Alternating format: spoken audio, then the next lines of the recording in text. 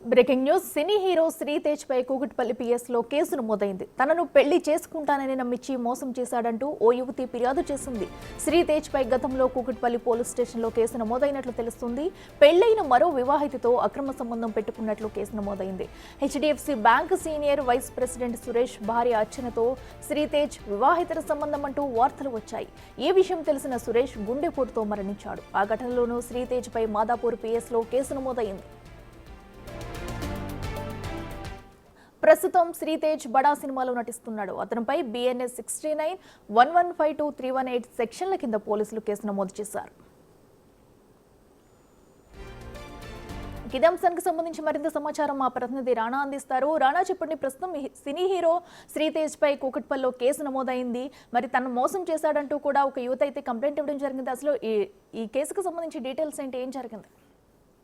యువనటుడు శ్రీతేజ్ సంబంధించిన వ్యవహారం టాలీవుడ్ లో సంచలనంగా మారింది. అందరూ కూడా ఈ వ్యవహారం గురించి కూడా మాట్లాడుకున్న నేపథ్యం పడింది. ఎందుకంటే ఇప్పుడిప్పుడే మంచి మంచి ప్రాజెక్టులో కూడా అతను నటిస్తున్నాడు. చాలా మంచి సినిమాలు కూడా ఇప్పుడు వచ్చాయి. చాలా వరకు కూడా ఇప్పటికే హిట్ అయినటువంటి సందర్భం కూడా ఇప్పుడిప్పుడే సినిమాలు కూడా ఎక్కువగా పుంజుకుంటున్న సమయంలో ఇతను ఈ వివాదాలకి వెళ్ళినటువంటి నేపథ్యం కాబట్టి గతంలో కూడా ఎఫ్ఐఆర్ పెట్టుకున్నటువంటి కేసు కూడా ఒకటి ఉంది. దాంతోపాటు ఇప్పుడు ఒక యువతిని మోసం చేశాడనేది కూడా ఇప్పుడు ఎఫ్ఐఆర్ నమోదైనటువంటి నేపథ్యం కాబట్టి ఎందుకంటే ఈ కేసులో కూడా శ్రీతేజ్ సంబంధించిన విషయంలో అతనికి సెక్షన్స్ కూడా చాలా గట్టిగానే పెట్టినట్టు మనకు చాలా స్పష్టంగా కూడా కనబడుతుంది. ఎందుకంటే ఒక్కొక్క బిఎన్ఎస్ యాక్ట్ కింద కింద నాన్ బెయిలబుల్ యాక్ట్ కింద కూడా ఇప్పుడు వచ్చినటువంటి నేపథ్యం. ఎందుకంటే 69 కానీ 115 కానీ 318 కానీ ఇవన్నీ కూడా ఖచ్చితంగా చాలా సివియర్ గా ఉన్నటువంటి సెక్షన్స్ అని చెప్పుకోవచ్చు. ఇప్పటికే కూకట్పల్లిలో ఉన్నటువంటి ఆ కేసు, అప్పట్లో వివాహేతర సంబంధం పెట్టుకున్నటువంటి అంశము, ఇవన్నీ కూడా ఇప్పుడు తెరవైకి వస్తున్నటువంటి నేపథ్యం మీద కనపడుతుంది.